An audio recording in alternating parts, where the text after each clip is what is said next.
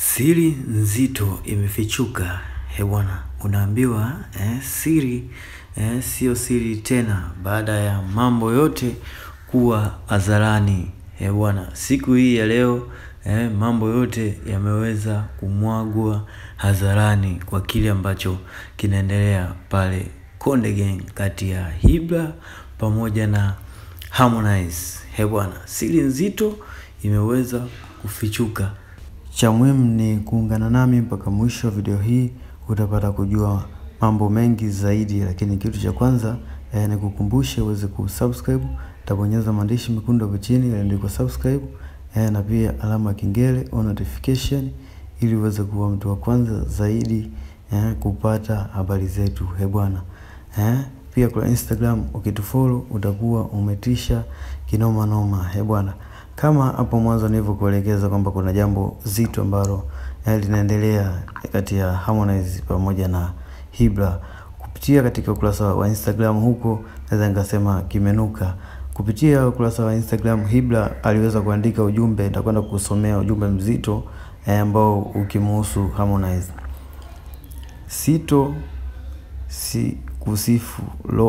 kusifu lo mbaya, na wala sito kutangazia mabaya yako, na ndio maana hata waandishi wa habari na wakwepa, maana sitamani kuona unaandikwa vibaya kwenye mitandao ya kijamii. Wewe ni kioo ila chenye ukungu, lakini pia ninachoamini msaada wako katika maisha yangu ni mkubwa. Umenisaidia sana kaka Konde. Pia nikiendelea kujibizana na wewe, mtu ambaye hata mamangu aliyenizaa aisee ni noma sana. Na nguvu za kumpambania ninazo kaka Konde, na bado anakaa kunitangazia ubaya. Sema nini kakangu? Asante, maana hata nikiongea mimi maskini kauli yangu haifanani na ya kwako tajiri, na najua lengo lako ni nikose kabisa msaada nije tena nikuombe.